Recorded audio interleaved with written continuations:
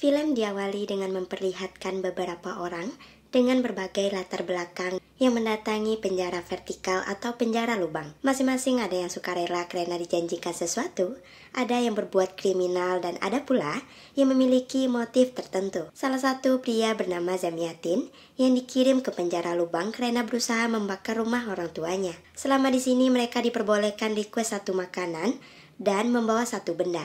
Zamyatin pun meminta disediakan pizza, juga memilih benda yaitu korek. Di sini mereka benar-benar tidak mengetahui seperti apakah penjara lubang tersebut. Keesokan harinya, Zamti dan seorang gadis bernama Perempuan berada di lantai 24. Mereka terkejut mengetahui sistem di penjara, di mana makanan diturunkan melalui lubang dengan lift tanpa kabel. Setiap lantainya dihuni oleh 2 napi. Sama dengan di film pertama, peraturannya napi dihuni 2 orang. Tahanan diberi waktu 2 menit untuk makan dan tidak boleh mengambil makanan atau disimpan. Jika ketahuan, suhu sel penjara akan berubah menjadi panas atau dingin. Terus, setiap 30 hari para napi akan dipindahkan ke lantai yang berbeda secara acak. Sekilas, Zamyatin emosi karena pizzanya sudah dimakan oleh napi dari lantai 21. Pria di lantai 23 pun menenangkan Zami. Mereka mengajak Zami agar keadilan ditegakkan di penjara ini dengan harapan semua napi sampai lantai terbawah bisa mendapatkan makanan secara merata. Untuk itu, komunikasi harus disuarakan sebagai bentuk solidaritas. Kemudian, Perempuan membagi makanan kroket favoritnya kepada Zamyatin. De chocolate templada con azúcar de coco. Huevos fritos con patata. Objeto. Lo que sea. Pues... ¿Qué, verdad? Aquí pone que intentó incendiar la casa de sus padres. ¡No! Joder con los... Creo que como mínimo tengo derecho a... Que si te comes lo que ha pedido otra persona y que eso generará un desastre en cadena dejando... Hablas de la ley que se ha pasado por el forro el que sea. Pero mañana no quiero sorpresas. Estamos... Malam itu terdengar dari lantai bawah bahwa lantai komunikasi terputus di lantai 44. Itu berarti lantai 44 tidak mau bekerja sama dan kemungkinan besar makanan tidak dibagikan secara adil ke lantai di bawahnya. Maka dari itu, napi di lantai 42 dan 43 akan turun ke lantai 44 untuk memperingatkan mereka agar lantai di bawahnya tetap bisa makan. Sedangkan napi di lantai 19 dan 20 yang akan turun ke lantai 21 agar mereka tidak memakan pizza milik Zamyatin. Apalagi temannya juga memberitahu penjara itu memiliki 333 lantai dan betapa banyaknya napi yang tersiksa di bawah sana. Esok paginya mereka dapat kabar napi di lantai 19 dan 20 turun ke lantai 21 untuk memperingatkan mereka. Namun sayang, mereka melakukan pertarungan brutal. Sekarang, Zamyatin dan Perempuan diminta mencopot besi ranjang sebagai senjata untuk melawan napi lantai 21. Los del 21 no lo están poniendo fácil. ¡Te las cabezas sacan las barras, joder! ¡Vamos! ¡Hijo de... ¡Los de arriba, me oís! ¿Me oís? Begitu lift sampai ke lantai 24, terdapat satu napi dari lantai 23 yang sudah tewas. Karena banyak makanan berceceran di lantai 23, satu napi turut terbakar akibat suhu panas.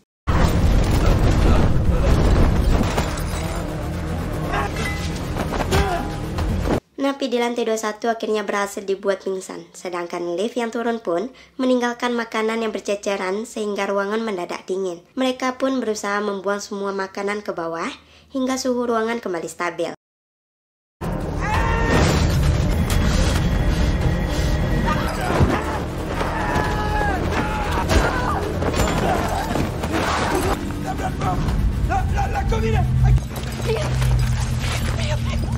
Setelah itu, napi 23 cerita ada seorang napi disebut Master. Rumornya, Master ini pernah bertahan sebulan penuh tanpa makan dengan cara meditasi. Lalu di bulan berikutnya, karena dia masih berada di lantai terbawah, beliau akhirnya memotong kakinya sendiri untuk diberikan ke napi-napi yang membutuhkan. Sejak saat itulah, Master menjunjung tinggi solidaritas dengan membagi makanan secara adil dan melarang kanibalisme. Namun sampai sekarang masih belum tercapai karena sulitnya kerjasama antar para napi akibat kerakusan mereka. Mendengar hal itu, Zamyatin tidak peduli karena baginya, dia saja belum makan selama 2 hari. Son los que tuvieron la suerte de conocer al Maesen que sobrevivió todo un mes sin comer. Cortó carne de su propio muslo y alimentó a los necesitados. Todas las bases de la ley. Desde entonces, mes a mes, ellos han ido extendiendo este mensaje de solidaridad por el hoy. Y es algo que vamos a conseguir entre todos. Malam itu, Napi 23 terpaksa membuang mayat ke dalam lubang hingga jatuh ke paling dasar dan terlihat manusia-manusia menyambut mayat itu dengan menyantapnya. Hari berikutnya, seperti biasa, lift makanan datang dan kali ini Zamyatin memakan pizzanya yang masih utuh, sedangkan Napi 23 membuang makanan napi lain yang sudah tewas. Karena jika lebih dari satu makanan yang dimakan oleh yang lain, maka itu menguntungkan segelintir orang dan merupakan hukum yang tidak adil. Napi 23 kemudian membawa Napi 21 turun bersama untuk menyampaikan prinsip solidaritas dan jika beruntung, mungkin dia bertemu dengan sang master. La ley no nos permite comer más de un plato. Esto arbitrario de la comida sobrante privilegia solo a unos pocos. Sois los custodios de los platos de los que faltan por encima de vosotros. No tiene que ser arbitrario. No nos lo podemos comer nosotros. Hari demi hari pun dilalui oleh Zamyatin dan perempuan makan makanan favorit mereka. Terus juga membuang makanan napi yang telah mati meskipun Zamyatin mengambil sedikit. Karena mereka diawasi oleh napi-napi di atas, hubungan mereka malah semakin akrab dan saling membantu melakukan aktivitas sehari-hari, termasuk berbagi makanan. Selain itu, perempuan mengisi waktu luangnya dengan menggambar karena diketahui dia seorang seniman.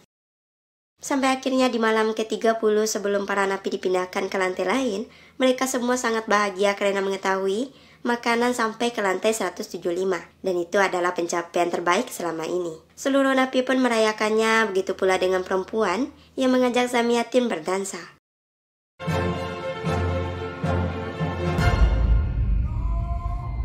Tapi keesokan paginya mereka dikagetkan dengan lantai 180 yang sekarang mereka tempati. Perempuan bertanya pada lantai di atas dan di bawah, apa makanan favorit mereka untuk memastikan makanan yang nanti akan datang. Namun masalahnya, rantai komunikasi terputus di lantai 169 dan pastinya banyak napi baru yang mungkin tidak bisa bekerja sama. Zamyatin pun mulai stres memikirkan nasibnya selama 30 hari ke depan. Namun perempuan memintanya tetap tenang dan bersabar karena mereka harus menaati hukum dan yakin saja sistem pembagian makanan semakin baik tiap bulannya. Tapi ketika lift makanan datang, bahkan tulang pun tidak tersisa. Berhari-hari mereka lalui dengan menahan lapar dan tetap tidak ada sedikit pun makanan yang tersisa. Perempuan berusaha mengalihkan rasa laparnya dengan menggambar. Sementara Zamyatin, yang sangat kelaparan, hanya bisa berbaring dan sampai muntah darah. Entonces, la voluntad se detiene. Mirad, él es la vida. Suatu ketika sebuah kepala manusia jatuh yang kemungkinan besar, orang-orang peduli keadilan berusaha turun dan menghentikan mereka. Bahkan menghabisi napi-napi yang rakus. Jika benar, butuh waktu beberapa hari bagi mereka sampai di lantai 180, karena pasti terlibat perkelahian di sepanjang perjalanan dan menginap di berbagai lantai. Sementara itu, perempuan mengobati Zamyatin sebisanya yang mulai demam dan semakin lemas. Rantai komunikasi pun terus dilakukan untuk memberitahu para napi mana saja yang harus diwaspadai, dan salah satunya adalah pria berbadan gemuk dari lantai 24 yang sempat makan makanan napi yang sudah mati. Jelas, itu Zamyatin. Tapi perempuan berbohong ke napi di lantai atas bahwa mereka berasal dari lantai 46 agar tidak dicurigai. Scene kembali ke Zamyatin saat baru mendaftar di penjara. Ternyata alasannya datang bukan karena membakar rumah orang tuanya, melainkan diusir oleh keluarganya. Karena hidupnya berantakan dan tempat ini diharapkan bisa menjadikannya pribadi yang lebih disiplin. Zamyatin putus sekolah di usia 16 tahun. Semua bisnis yang dicobanya gagal, sampai akhirnya dia diusir oleh istri dan anaknya. Sedangkan orang tua Zamyatin sudah muak dengan putra mereka yang malas-malasan. Zamyatin yang merasa bersalah tidak kuat mental dengan situasi di sana, dan putus asa dengan kehidupannya yang selalu gagal sampai mengecewakan keluarganya. Akhirnya memutuskan bundir setelah 30 hari berada di lantai 180. He cometido muchos errores. Sí, ser. Comí lo que no me correspondía. No mereces que te castiguen por ayudarme. A ver a mis hijos cuando salgas. Diles que siempre los quise.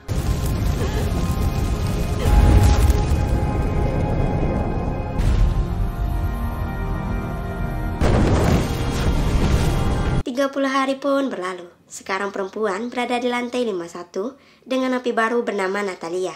yang tangan kirinya terpotong. Dia membawa bantal kesayangannya dan makanan favoritnya adalah buah prem. Seperti biasa, komunikasi pun dilakukan untuk mengetahui makanan favorit napi atas dan bawah. Menurut informasi, para napi sampai di lantai 71 bisa bersikap adil, namun yang harus mereka pantau adalah napi baru. Perempuan menjelaskan ke Natalia tentang penjara lubang serta hukum yang diberlakukan. Ketika lift turun, tidak ada buah prem di sana. Dapat dipastikan ada 2 napi baru yang tidak menaati hukum di lantai atas, dan seorang napi di lantai 54 yang berpura-pura taat hukum hingga akhirnya ketahuan. Napi tersebut sangat rakus dan pernah menghabisi teman selnya sendiri saat dia berada di lantai 2. Algunos nuevos no quisieron respetar las normas. No han identificado a ningún bárbaro. Pero lo han reconocido y han atacado a su nuevo compañero. Melihat makanan yang begitu banyak, perempuan berniat turun menghabisi napi di lantai 54. Namun, napi di bawahnya melarang karena yang harusnya menyelesaikan masalah itu adalah napi dari 2 lantai di atasnya, yaitu lantai 52 dan 53. Begitu lift datang, perempuan dan Natalia bergegas makan, dan mereka sepakat melanggar aturan dengan turun ke lantai 54 demi menghabisi mereka.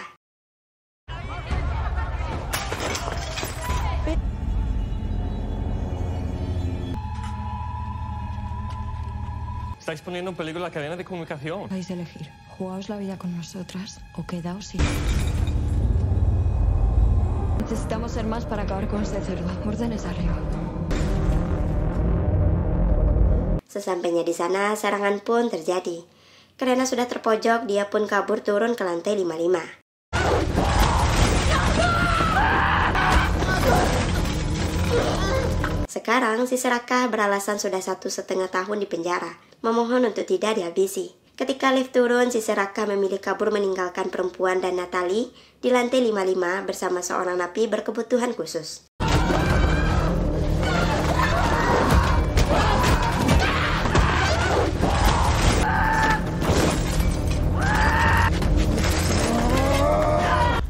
Para.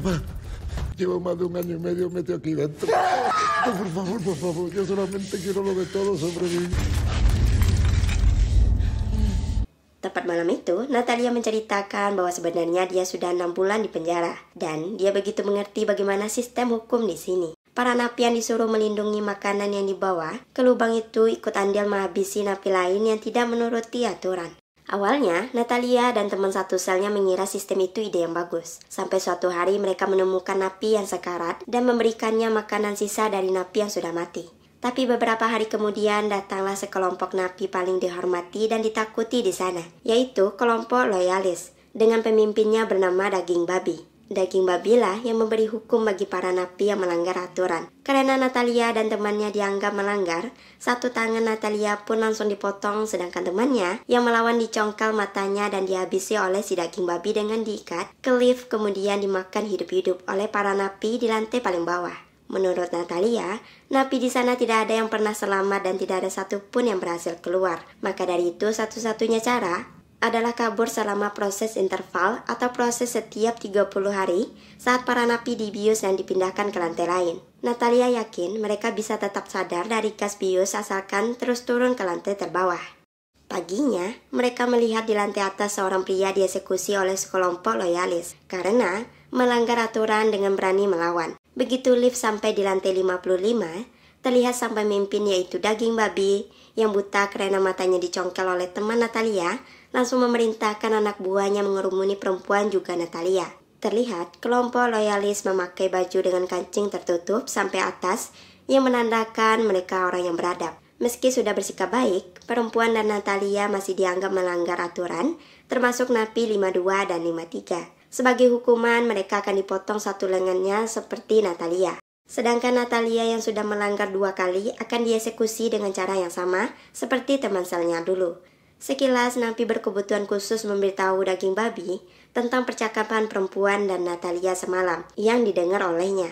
Tapi untungnya, dia ngomong gak jelas dan ditertawakan orang-orang karena dianggap gila. Me han contado cosas extraordinarias sobre vosotras. Necesitamos hombres y mujeres fuertes para defender la ley. Debemos cumplir la ley. No, pero aguante mi posición para que la cadena de comunicación no... Ella no sabía que estaba incumpliendo la ley. Metiste una falta.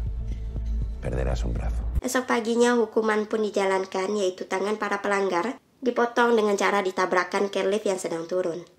Sementara, Natalia dieksekusi mati dengan diikat ke lift dalam kondisi tanpa busana. Le hablo del lugar donde se cría este mundo.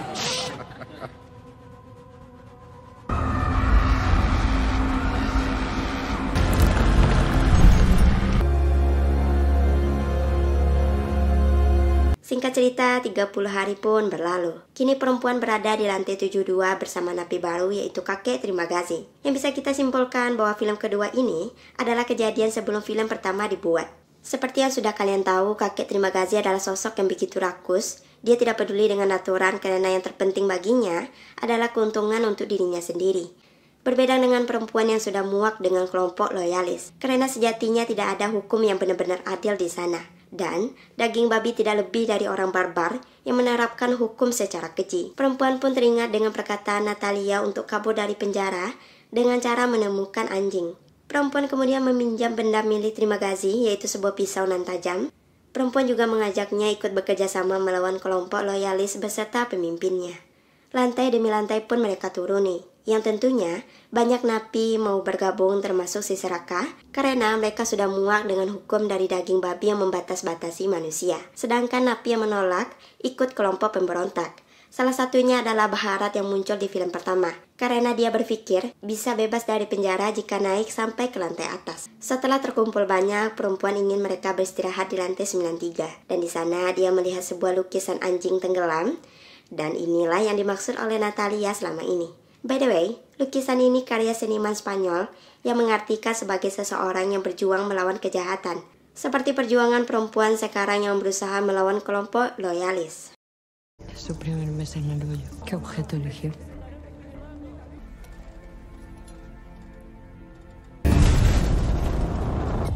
Queréis sobrevivir a los castigos y a los suplicios. Que sube, compadre, mira la que hemos liado.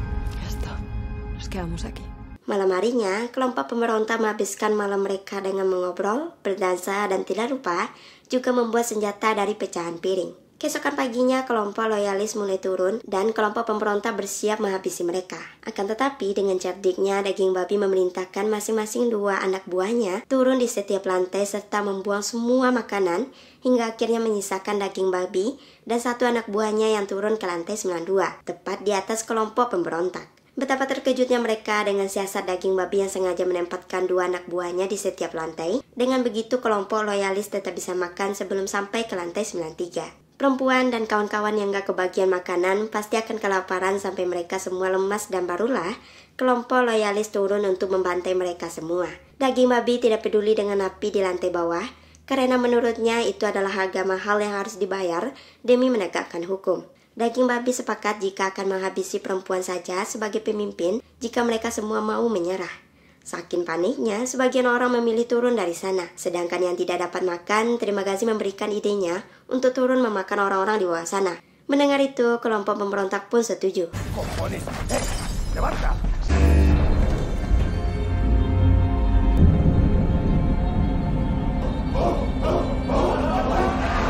Y cuando estéis hambrientos y exhaustos, bajaremos nosotros y acabaremos con todos vosotros. ¿Y si bajamos y nos comemos a los suyos?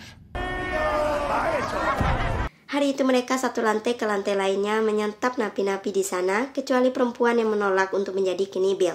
Sampai akhirnya mereka berada di lantai 105, dan saat itulah kelompok loyalis datang, karena mereka tidak bisa membiarkan kelompok pemberontak yang terus menyantap napi-napi lain.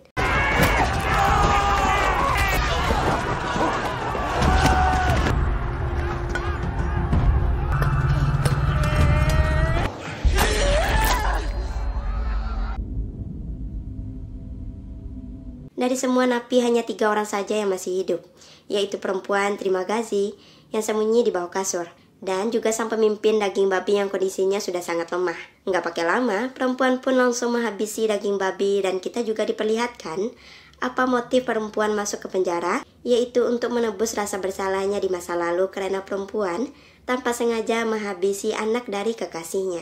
Malam itu, tepat di hari ke-30, setelah membuang seluruh mayat ke lubang, perempuan mengajak kakek terima kasih untuk kabur Namun terima Gazi menolak karena dia lebih suka berada di dalam penjara daripada hidup di luar sana. Mengingat perkataan Natalia bahwa dengan anjing tenggelam, mereka bisa tetap sadar dari gas bius. Perempuan pun merobek lukisan anjing tenggelam, lalu memakannya hingga tersedak, dan mati suri agar tidak bisa menghirup gas saat proses interval terjadi. Di lain sisi terlihat para petugas penjara yang mendatangi kerumunan anak-anak kecil dan membawa pergi salah satu dari mereka. Ternyata cara terdesak berhasil, perempuan tersadar dari mati surinya. Saat itu proses interval sedang dilakukan dan ternyata penjara lubang mengalami gaya gravitasi di mana para penjaga mengumpulkan para mayat ditumpuk menjadi satu ikatan. Di sini sudah terjawab bagaimana cara napi dipindahkan. Tumpukan mayat dibawa ke lantai paling dasar. Sementara itu perempuan diam-diam keluar dari tumpukan tersebut dan bersembunyi di bawah kasur di lantai 333. Sekilas perempuan melihat para penjaga yang mengambil mayat anak kecil diikatkan ke tumpukan mayat, juga anak kecil lainnya yang masih hidup yang tertidur diletakkan ke kasur masing-masing. Kemudian para mayat dibawa ke lantai dasar yang begitu gelap sedangkan para penjaga kembali ke atas. Perempuan yang tak ingin bernasib sama dengannya berusaha menyelamatkan anak tersebut. Namun sayang karena tidak terbiasa dengan gaya gravitasi, perempuan mengalami benturan yang cukup keras hingga berdarah. Dalam kondisinya yang sudah begitu lemah, perempuan masih berusaha membawa anak itu ke lantai dasar. Namun dia sempat terbentur beberapa kali. Di kondisi antara hidup dan mati, perempuan berusaha sadar dan tiba-tiba hari pun sudah pagi. Perempuan berhasil membawa anak itu ke lantai dasar dan tak lama kemudian muncullah arwah para napi, termasuk arwah Zamiatin dan Natalia. Salah satu dari mereka mengatakan bahwa hanya anak kecil itulah yang bisa naik ke atas dan perjalanan perempuan cukup sampai di sini. Mendengar itu perempuan pun pasrah. Dia menganggap anak itu akan menjadi pesan bagi para penguasa di atas bahwa sistem mengerikan di penjara harus dihentikan dan manusia tidak layak diperlakukan seperti itu. Perempuan akhirnya mengikuti para napi menuju tempat yang gelap dengan tertatih-tatih dan tak lama kemudian lift pun kembali ke atas. Di sisi lain terlihat napi-napi lain yang turun membawa anak kecil, ada juga yang turun sendirian dan kita diperlihatkan seorang pria yang turun bersama gadis kecil. Ya, ini adalah ending film pertama mereka, adalah Goreng dan si kecil Mali. Saat itu Goreng yang sudah terluka sangat parah bertemu kembali dengan Terima Gazi yang sudah meninggal dan Mali pun dikembalikan ke atas sebagai pesan keadilan untuk para penguasa. Tak lama kemudian perempuan pun muncul dan dia langsung memeluk Goreng sambil menangis karena ternyata Goreng adalah kekasihnya.